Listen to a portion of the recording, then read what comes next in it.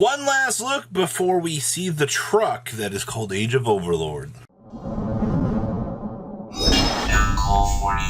You guys smash the living crap out of that subscribe button so you guys don't miss out on more awesome content. Oh boy, Metagame Breakdown week 1, week 2 for the OCG here, and that's 14.2% dedicated to tier elements. That was 25 tier elements versions played this week. You know, I get that we're sick of this, but Chaos Ruler Fairy Tales, no, all these extremely powerful cards are what is pushing this to the top. Labyrinth following it up here with 10.2%. You know, I think that number is going to dramatically shift here as time goes on, so buckle up. We can see that. Now, tied with Labyrinth, to my surprise, is Rescue Ace, bringing up the line, also at 10.2%. 18 versions of Rescue Ace seen play out of these 2 weeks. I got to clap for it, man. I'm genuinely impressed. Rescue Ace's representation in the OCG has been huge. They have loved the crap out of this deck. And I understand why. It's, you know, obviously there's a lot of times where it'll get bullied, but, you know, as long as you're able to get the set 4 off, you win the game, I feel like. Now, bringing up the rear here is branded at 9.1%. 16 versions of the deck here. And, you know, honestly surprised with branded fusion, limited to 1. I'm surprised that the deck actually gets the chance to do as well. Now, we also have Purely right behind that at 8.5%. Purely's representation kind of buckling down a little bit, though, interestingly enough, it just won the Japan Nationals. So I'm not all that surprised to see that the deck, you know, took back off, is doing, you know, exceedingly well. It's just, for the wider spread of tournaments, tier is just more of a fan favorite, I feel like, at this point in time. Emancipator rolling up here with 7 versions of the deck. That's a 4%. You're losing 4.5%, shifting from Purely to Emancipator. And that's crazy, because you know what your top 5 best decks are. And then you just start to decline down from here. And then, of course, we have Dinosaurs with 6 versions, Dragon Link rolling up here with 5, and Mathmech with 5. Now we have the other chart here, the 31.3%. In this chart, oh my gosh, you get so many fun decks. You have Sprite, Tri-Brigade, Hero, Magician, Runic, Sky Striker, Bee-Trooper. Yeah, that's right, you heard me say Bee-Trooper there. Bee-Trooper actually had a surprisingly interesting finish over the weekend here. We also have Exosister, Marincis, Minkanko, Necrophase. Necrophase? Yeah, Necrophase has been seeing a little bit of love as well. We also have 2 Phantom Knights, 2 Salad, 2 Sun, Avalon, Rika, 2 Super Heavy Samurai. Yeah, Super Heavy Samurai, unless like the Emancipator version, actually falling off the face of the planet here.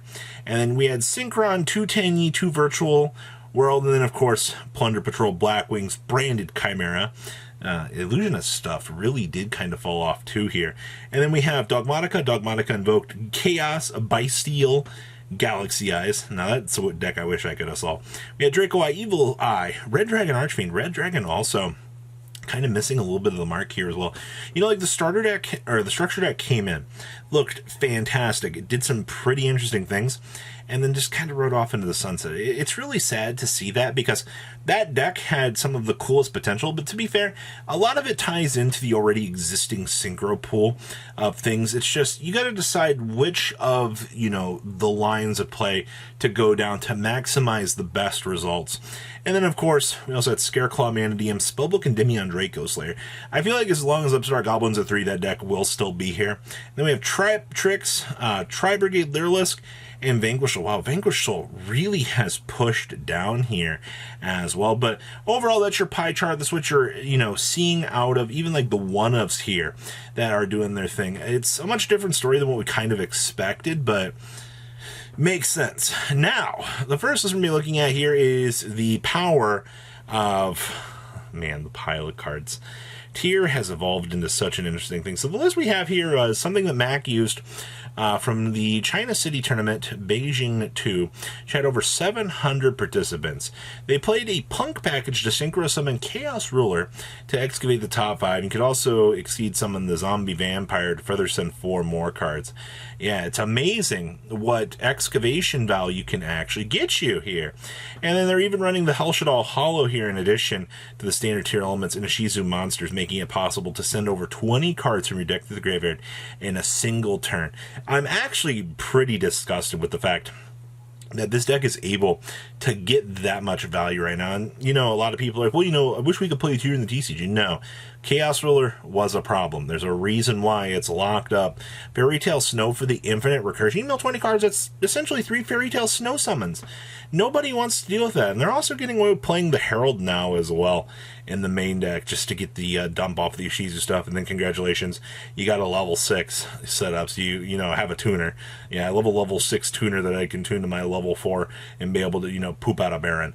It's actually pretty disgusting. And a lot of the innovations that we've had up to this stage really point out to me that this deck is a problem. I don't know why they just haven't cleaned it up. Like, those OCG players are sick of this too. Next up is Labyrinth here with the Tackle Crusader innovations. Now, I've talked a lot about Tackle Crusader. I think that the card is incredibly good. So out of the 8th ALO Championship, which had 36 participants, Tackle Crusader could be used to disrupt the opponent when discarded to activate Labyrinth, Chandelure, or the Stovey Torby effect. When Tackle Crusader is sent to the graveyard, its effect could be activated to change one opponent's face-up monster to face-down defense position. This effect can also be used on Rescue Ace Turbulence before its effect can be activated to set the 4 quick plays from the deck. We'll run a purely monster before it got the chance to Exceed Summon, which is actually pretty good. I like that interaction. And then, of course, Transaction Rollback has also greatly boosted this deck's insanity, allowing Labyrinth to continue their place even after the opponent Ash Blossom and Joyous Springed it, or, you know, negated the Welcome Labyrinth. Transaction Rollback's Graveyard effect could also be used to copy the effect, special summon a Labyrinth monster. Transaction Rollback. It's one of the most insane cards printed in modern era Yu-Gi-Oh history, and that card is a problem. You can think they're like, hey, you know, we can print an anime card, you know, and give it to the players, you know, they can enjoy this. No, you should have never printed the card. It's actually insane that you let that deck get off of the ground, Konami. Like, what were you thinking making it? So yeah, Labyrinth innovations really are pushing with the Tackle Crusader. Rescue Ace. Baya finished 7-1 here with a Mecha Phantom Beast Auroradon in the deck, along with the Sky Striker Ace Camellia. Before long, basically, you could be able to roll out some of these combo lines with the deck. They're also playing F.A. Dawn Dragster to negate infinite permanents, and while Herald of the Arclight prevents Effect Veiler from being activated. So we're back to the same little combo lines here with this deck. We're trying to play the preventative game here to make sure that we can do the set 4 play. Unfortunately, once again, if the set 4 play gets interrupted, something bad happens along the way, we kind of run into the issues of, oops, all spaghetti, my entire deck is now just on the floor, what am I supposed to do? And that's honestly what you're getting here. I like the idea of how they're trying to push the innovations to kind of curve this out, and I think it's good. I'm very happy to see that they're finding ways to do this. Next up here is Branded, and interestingly enough here, Ghost Spell is a good tech in the current metagame, having a wide range of negating effects, so we're taking in Ghost Spell now for whatever innovations. And then Branded Expulsion. It took the OCG how long to be able to go, hey, you know, maybe we should start playing Expulsion. You know, the TCG just got this card obliterated off the face of the planet because it's broken. It's one of those things here that I know a lot of people are going to be looking at going, you know, is there some way to, like, you know, Branded Fusion, could we make this any better? I mean, you got to find ways to kind of compensate to make sure that, you know, you can actually get it to resolve.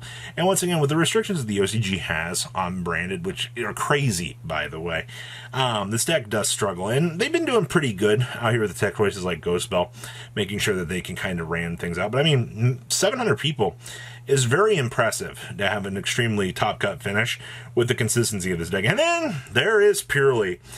This deck finished 8-0 out of the 14th Droplet tournament, which had 32 participants. Now, looking at this, I mean, you're pretty much going to recognize this very similarly to the Japan Championship list of Triple Purely Leap. You're going to start expediting the process with the new little discount Nor to start sending as much as you can, and you start snowballing your opponent out of control. And then I see Triple Sphere Mode, Triple Droplet with Triple Ghost Spell down here as well. This deck is definitely covering all of its bases as well. So, for the metagame, I'm not surprised to see, you know, you've got Tier, Labyrinth, Rescue Ace, Branded, and Purely are all in the lead for the meta. And then they're kind of following things up with Super Heavy and Emancipator and stuff. But the metagame shift did occur. It was pretty big. And now we kick back to see what Age of Overlord brings to the table. So please, leave a comment down below. Tell me what you guys think. I'll see your beautiful faces back here later in the day, guys. Peace. Patrons, thank you.